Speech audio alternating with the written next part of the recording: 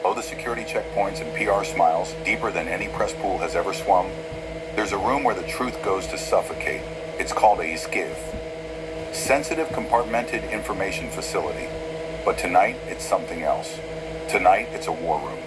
There's no Wi-Fi here, no cameras, no cell phones, only concrete, steel, and the kind of silence you only hear when history is about to change course. If America had a confession booth, this would be it.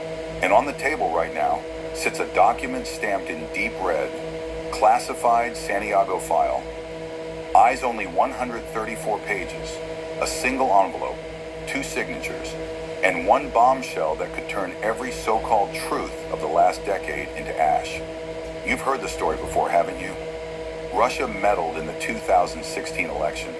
They hacked, they leaked, they sowed division. The media bleated it nonstop. Trump Russia, Trump Russia, Trump Russia. You couldn't buy a gallon of milk in 2017 without hearing Anderson Cooper imply that Donald Trump had a Kremlin tattoo somewhere under his shirt. But what if I told you it was all a decoy? What if I told you the Russians did interfere? Not to help Trump, but to protect Hillary Clinton.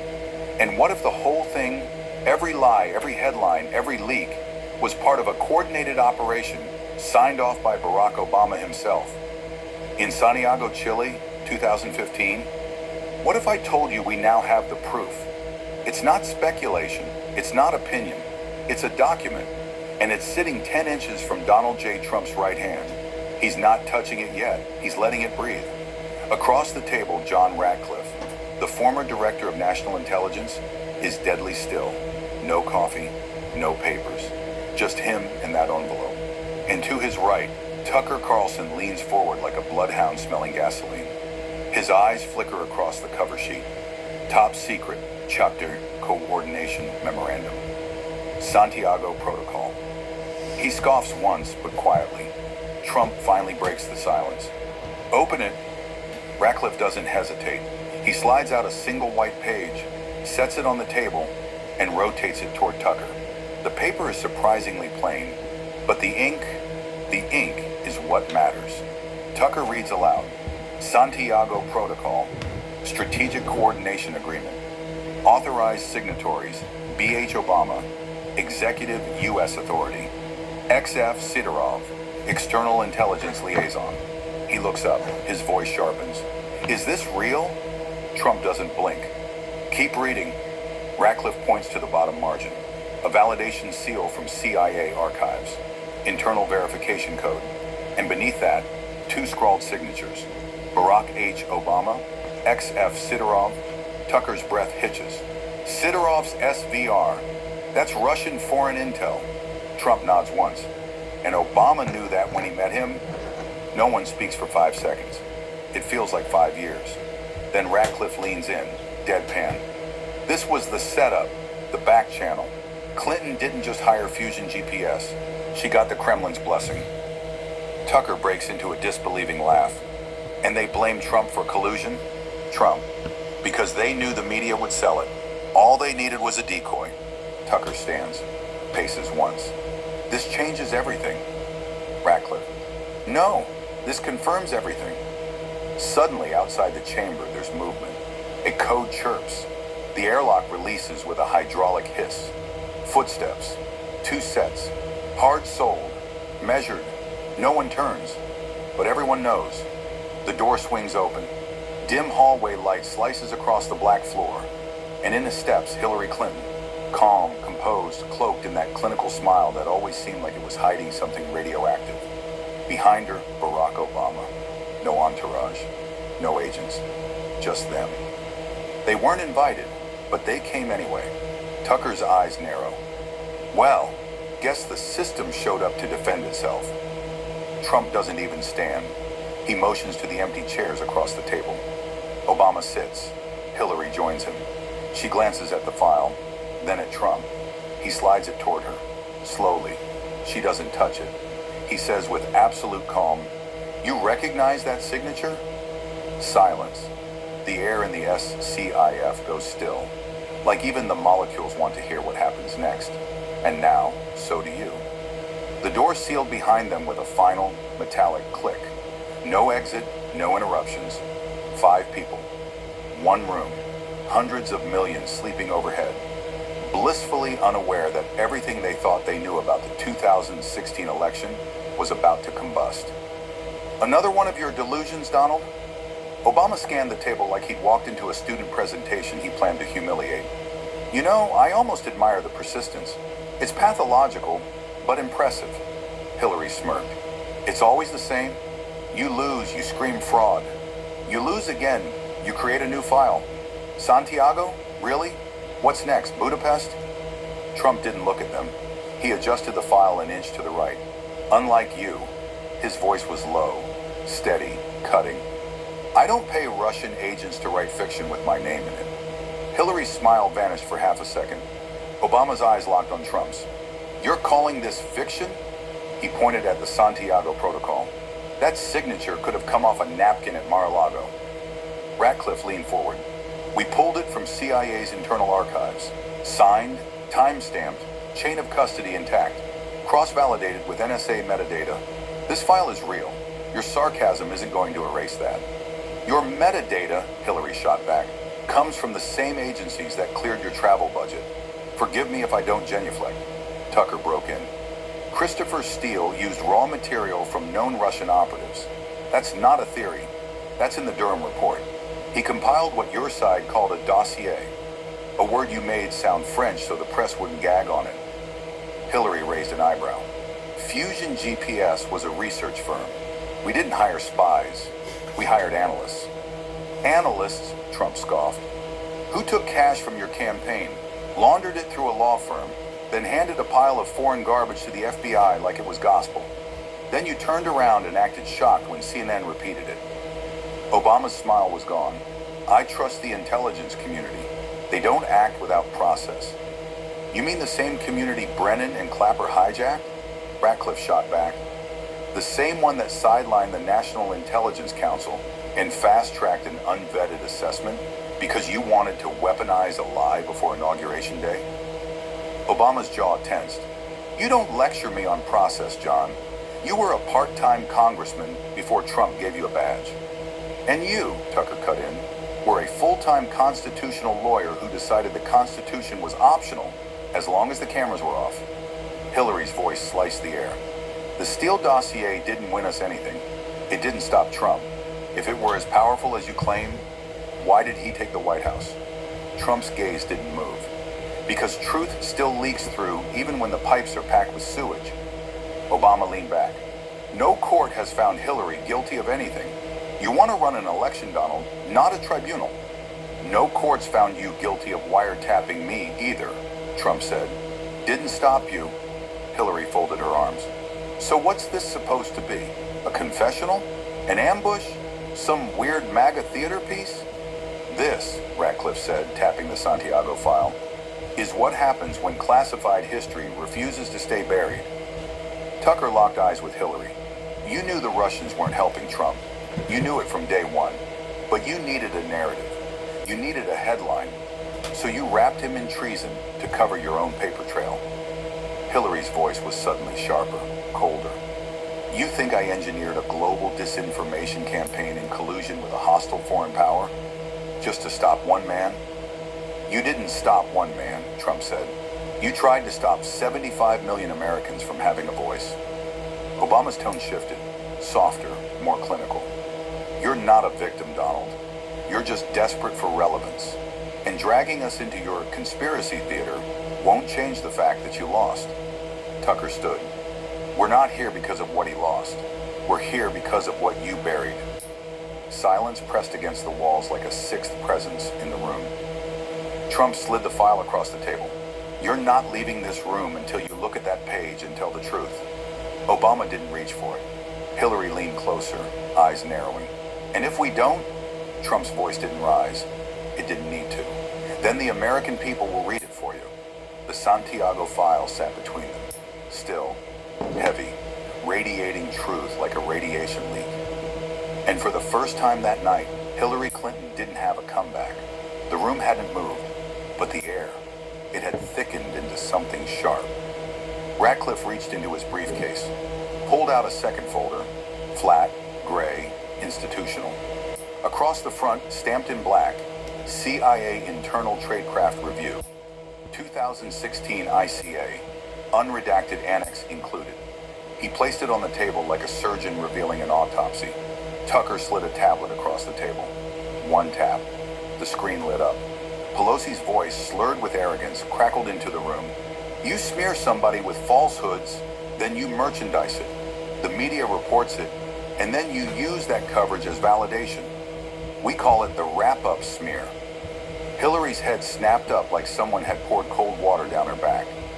That clip is edited, taken wildly out of context. Tucker didn't even blink. Out of context? She described your playbook down to the comma. Smear, spread, repeat. That's not politics. That's racketeering with a press pass. Obama leaned back in his chair, voice low, edged. This isn't a hearing, it's theater. Trump didn't look away. Then consider it opening night. Ratcliffe cracked open the file and flipped to the center. The 2016 Intelligence Community Assessment, he began, was rushed, unvetted, bypassed peer review. The National Intelligence Council was excluded. And who ran it? Brennan, Clapper, Comey. Tucker's eyes narrowed. All of whom appear in emails pushing the dossier before it was even looked at by analysts. Hillary scoffed. It was raw intelligence. That's what intelligence is. It's never perfect. You think we get gift-wrapped truth? Trump leaned forward. But you had gift-wrapped fiction, and you still found a way to make it smell official. Her hand slammed against the table. You don't know what the fuck you're talking about. Tucker's voice didn't rise. Language, Madame Secretary. Obama raised a hand like he was dismissing a waiter. No one's here to star in your Fox segment. Trump didn't even flinch. No one watches MSNBC anymore. So here we are. Ratcliffe laid down the chart. The CIA's own review called it politicized at the highest level. Conclusions were steered, timelines compressed, intelligence suppressed. The entire system was hijacked. Tucker looked straight at Hillary. You paid Fusion GPS to buy dirt from Russian agents? Then you scrubbed it through a law firm and handed it to the FBI as evidence. You didn't just game the system, you forged it. Her voice rose, almost a shriek. It wasn't illegal. Trump stared right through her. It was worse. It was strategic. Obama's tone dropped a notch. His words clipped. You think this was some mastermind conspiracy to jail your orange messiah? That's paranoid delusion. Tucker broke in, sharper now. I think it was leverage. You knew Hillary would win, and when she did, you'd have a file stamped Russia ready to take Trump down. You didn't plan for a loss. You planned for a sentence. Hillary burst out laughing, bitter and raw. You think I'd waste a prison cell on that sweaty orange sack of... Trump stood up. He didn't raise his voice. He didn't point. He didn't need to. You spent your life climbing a ladder made of broken reputations. I built towers. You burned files. I built truth. Obama didn't blink. You built division. Tucker stepped in. You built the lie. We're just cleaning up the rubble. Ratcliffe laid the final page on the table. A timeline. CIA meetings matched precisely to breaking headlines from BuzzFeed, CNN, the New York Times. Trump pointed at the chart. You didn't just invent evidence. You launched it. Like a campaign rollout, Hillary leaned forward, rage in her teeth. I don't need lectures from some orange con man whose idea of diplomacy was tweeting in all caps. Trump looked down at her without emotion. And yet, my tweets were more honest than your classified briefings. Obama stood up, not loud, not fast, but final. This ends two ways. You burn that file, or you burn the country. Trump held his ground. Wrong. This ends the way it should have in 2016, with the truth finally speaking louder than your microphones. For one long moment, the room held its breath. Then Tucker tilted his head, voice low but lethal. Scene 3, wrap-up smear. Scene 4, truth goes viral. And for the first time since entering the room, Hillary Clinton didn't have a single line left. The lights dimmed slightly as Tucker tapped the play icon. A low whir from the speaker system filled the SCIF, then static, then her voice. It wasn't clean, it wasn't doctored, it was raw, feminine, controlled, and terrifying. The Russia angle buys us cover. No context, no edits, just 7 words that detonated years of spin in a single breath. Obama's hand came down hard on the table. That recording doesn't leave this room. Trump didn't move. His eyes were locked on the speaker, as if waiting for more. It's already out, he said. It was out the second she opened her mouth. Hillary leaned forward, teeth clenched. You have no idea where that came from. No proof of who said it. Could have been AI, could have been satire. Tucker shook his head. No AI slurs their vowels the way you do when you're lying. Ratcliffe didn't look up from his folder. The metadata is clean. NSA traces the audio origin to an encrypted channel used during the Santiago meetings. Cross-referenced with voice patterns. Confidence level, 98.7%. That's you, Hillary. She laughed. Bitter, sharp, ugly. And what if it is? If it's so fake, why did it work so well? Why did the country believe it? Trump didn't blink. Because you built the lie to sell. You gave them what they wanted, fear, scandal, a fake villain wrapped in just enough Russian to make it plausible. Obama's voice dropped into something colder. You think this proves a conspiracy? This proves survival. Politics is war without bullets. We just fought better. Tucker tapped his pen on the table once. You didn't fight better. You paid better. You paid for steel. He paid Russian assets. They gave you lies. You packaged it as intelligence and hand-delivered it to Brennan and Clapper. Ratcliffe added flatly. Then they scrubbed it, sanitized it, moved it into official channels. CIA-approved disinformation. Trump folded his hands. You didn't just invent a dossier. You laundered it, just like dirty money. Hillary's smirk returned, twisted this time. If it was such trash, why did so many people believe it? Tucker's eyes narrowed. Because you didn't let them hear anything else. Ratcliffe pulled a chart from his folder, side-by-side timelines of Steele's memos and matching CNN headlines. Every line was connected, perfectly timed. You ran the story in parallel, he said. Feed the intel community, leak to the press, cite the press to justify more surveillance. Round and round. A propaganda washing machine. Obama's jaw clenched. You think the American people care about charts and timestamps? They care about order, stability. You want to rip the floor out from under them. Trump stared at him. You ripped it first, and now you're mad we found the blueprint. Hillary's voice broke through, acidic. You're sitting here playing detective while the country falls apart. Is that your legacy? Unraveling everything to protect your damn ego? Trump didn't flinch. My ego doesn't need protection. The Constitution does. Tucker leaned back. The real collusion wasn't between Trump and Moscow. It was between Clinton and every scared bureaucrat who thought she'd be president and wanted to keep their job. Ratcliffe nodded. The Tradecraft Review said it clearly. Excessive involvement of agency heads compromised analytic objectivity. They weren't analyzing. They were filtering. For her, Obama stood, face like stone.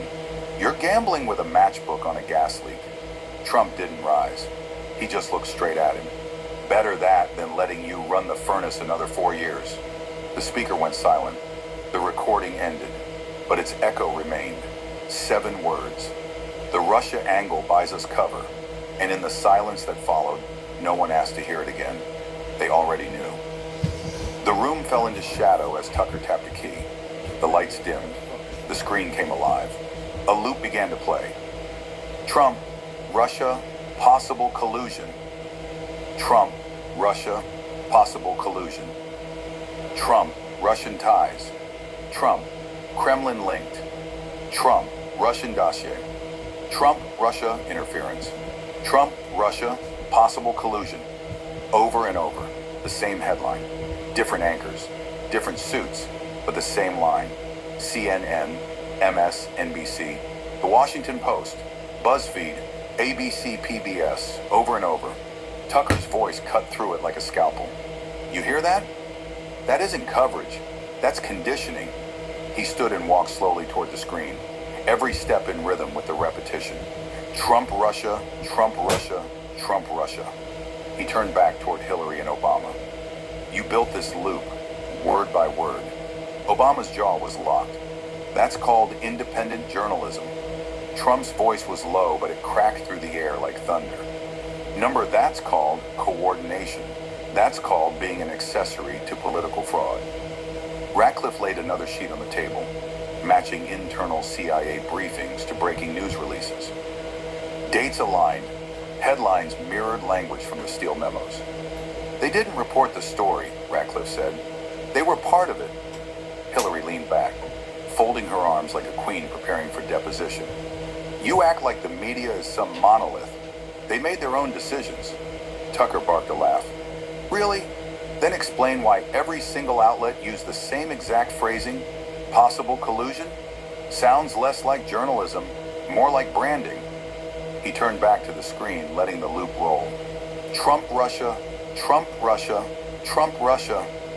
Then he shut it off. You didn't just accuse a president of treason. You manufactured the echo chamber to make it feel inevitable. Obama's voice was sharper now, colder. You think Fox wasn't running their own counter-narrative? You think your hands are clean? Trump shook his head. My hands built skyscrapers. Yours built a lie. Ratcliffe's finger tapped the chart. Your operation had 3 phases. 1, manufacture. 2, validate through agency signature. 3, release to press. That's the wrap-up smear Pelosi admitted in motion. Tucker leaned on the table, both hands flat. First she writes it, then you guys launder it, then the press sells it, and then you all pretend you're just passive observers. Hillary narrowed her eyes. And yet, with all that power, all that media, he still won. Maybe that's what really breaks you, Donald. You had the Oval and still acted like the victim. Trump didn't blink. I wasn't the victim. The country was. You just used my name to cover your tracks. Obama's fist tightened. You lost the popular vote. You barely scraped by. And you've been trying to rewrite history ever since. Tucker fired back instantly. We're not rewriting anything. We're unerasing what you tried to delete. Ratcliffe added, voice even. The Tradecraft Review confirms it. Brennan and Clapper pushed assessments to align with political expectations. It wasn't intelligence. It was projection. Hillary smirked. Maybe it was theater, but guess what? Everyone bought a ticket. Trump stepped forward. Not everyone. 75 million Americans saw through the fog machine, and now the smoke is clearing. The silence was heavier now, like the room itself knew something irreversible had just happened. Tucker looked down at the remote. You know what the loop really is? He clicked it once. The screen came back, but this time, silent. Dozens of headlines, one after another, all the same shape, all the same lie. It's not journalism, it's camouflage, and you used it to hunt a sitting president. Hillary turned away, but the screen kept glowing, and so did the truth. Ratcliffe didn't say a word as he slipped a second folder from the case. This one wasn't gray or red, it was black. Stamped at the top, CIA Internal, Restricted Annex, not for distribution. He opened it slowly, methodically, like a man unveiling a crime scene no one wanted solved. The part they didn't want included in the final release, he said. The part where names appear. Trump didn't move. His eyes were already on Obama. Ratcliffe laid the page flat. No flair, just fact. In this annex, he said, we see it spelled out. Marginalization of the National Intelligence Council. Agency heads overruled analytic process. Pressure applied to align intelligence with political narratives. He tapped once, lightly. Names attached. Brennan, Clapper, Comey. He paused. And B.H. Obama. The room went still. Obama's lips parted, but no sound came. Tucker leaned forward, eyes locked. So that's the signature they forgot to delete. Trump didn't blink. You weaponized the CIA, not to defend America, but to protect Hillary Clinton's campaign.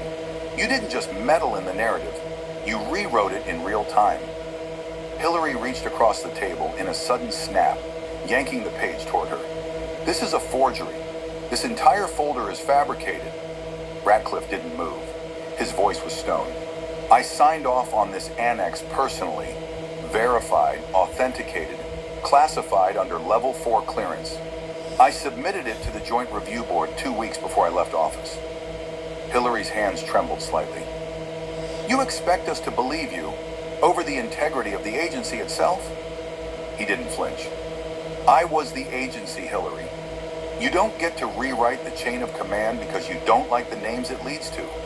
Obama's voice came low, forced. That name means nothing without context. There are 100 reasons an agency head might be referenced. Tucker stepped in, and all one reason it was buried.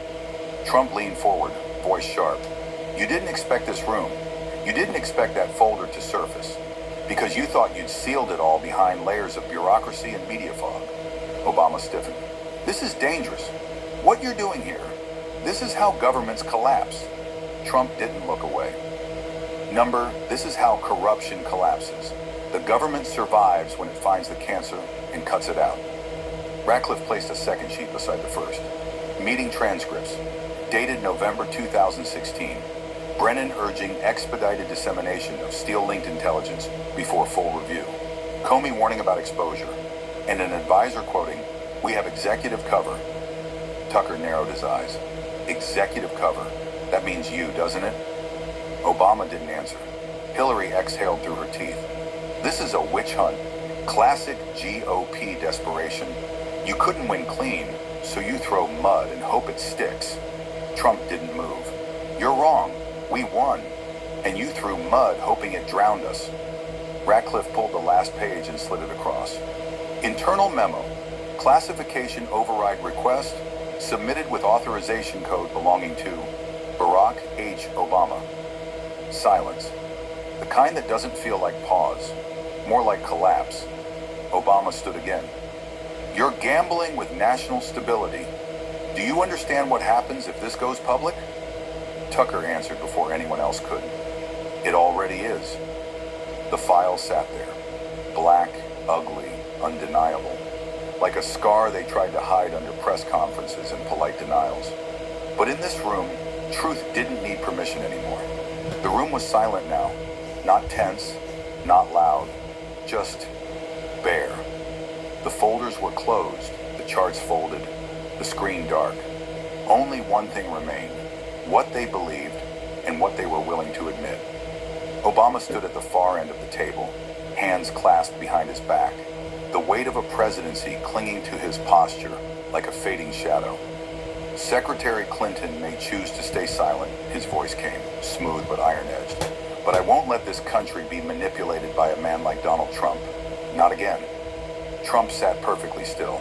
Then he raised his eyes. I'm not manipulating anything, he said. The truth is, and it's finally louder than your microphone. Obama's stare didn't shift. You've divided the country. You've corroded its trust in institutions, in law, in elections. You've built your power on rage. And you built yours, Trump cut in, on silence, on whispers, on sealed memos and redacted pages. You corrupted the institutions long before I challenged them. Tucker leaned forward, voice tight. So let's make it plain. Do you deny signing the Santiago Protocol? Obama didn't answer. Tucker's voice didn't rise, but it sharpened like a blade against bone. You were there, in Chile, November 2015. The coordination agreement was finalized. You initialed it. 1 page, 2 signatures, yours and Sidorov's. So again, do you deny it? Silence. Ratcliffe reached for the remote. With one click, the screen lit up. A digital scan of the Santiago Protocol filled the projection.